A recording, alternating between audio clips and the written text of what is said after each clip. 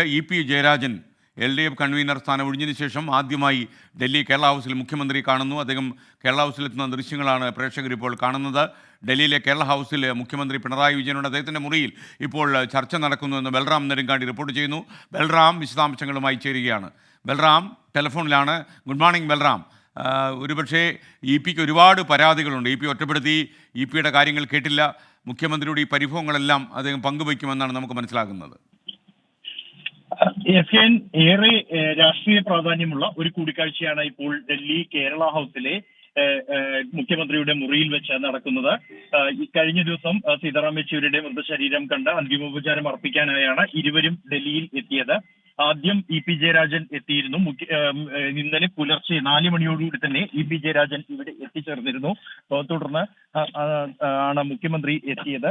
ഈ LDF convener സ്ഥാനം അദ്ദേഹം മാറിയതിനു ശേഷമുള്ള ആദ്യ കൂടിക്കാഴ്ചയാണ് ഡൽഹിയിൽ നടക്കുന്നത്. അദ്ദേഹം ഇപ്പോൾ മാധ്യമങ്ങളെ കാണുകയാണ്. ഈ കൂടിക്കാഴ്ച സംബന്ധിച്ചുള്ള പ്രതികരണം അദ്ദേഹം ഇപ്പോൾ നടത്തുകയാണ് മാധ്യമങ്ങളോട്. എന്തായാലും തന്റെ പരിഭവങ്ങൾ, തന്റെ ഭാഗം കേട്ടില്ല എന്നതടക്കം. അപ്പൊ അതിനുവേണ്ടി ചോദ്യങ്ങൾ ചോദിക്കൂ, അതിനുവേണ്ടി മാധ്യമരംഗത്തെ ഉപയോഗിക്കൂ. രാഷ്ട്രീയമല്ല, നമുക്ക് അതിന്റെ വേദിയിൽ ചർച്ച ചെയ്യാം. ഇന്ന് സീതാറാമന്റെ ഓർമ്മകളാണ് ഞങ്ങളെയൊക്കെ മനസ്സിൽ. അദ്ദേഹത്തിന്റെ അനുഭവങ്ങളും അദ്ദേഹവുമായുള്ള ബന്ധവുമാണ് ഞങ്ങളുടെ മനസ്സിൽ. അദ്ദേഹത്തെക്കുറിച്ച് നിങ്ങൾ ചോദിച്ചു, ഞാൻ പറഞ്ഞു.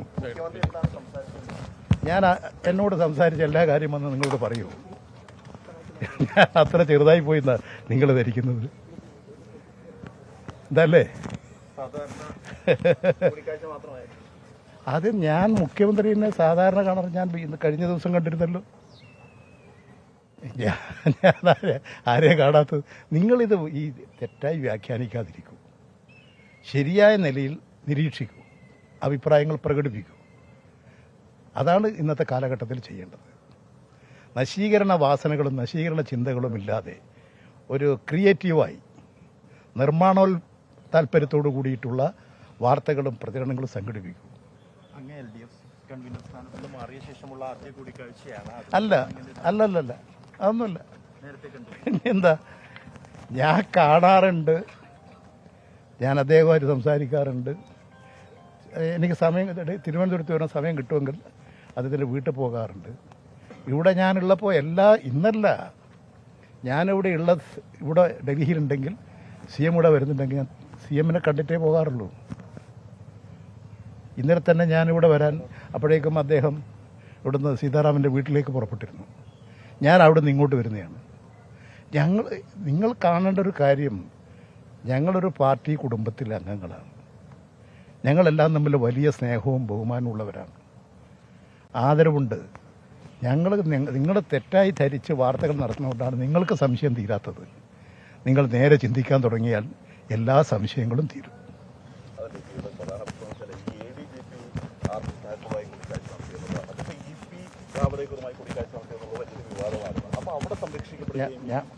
ഞാൻ പറഞ്ഞില്ലേ, ഇന്ന് ഞങ്ങളുടെ പ്രശ്നം സീതാറാം യെച്ചൂരിയുടെ വിടവാങ്ങലാണ്. നിങ്ങൾ അതിനെക്കുറിച്ച് ചോദിക്കുക, അതിനെക്കുറിച്ച് നമുക്ക് സംസാരിക്കാം.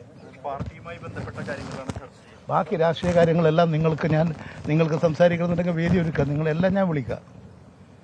നിങ്ങൾ എല്ലാവരെയും വിളിച്ച് രാഷ്ട്രീയ കാര്യങ്ങൾ നമുക്ക് ചർച്ച ചെയ്യാം.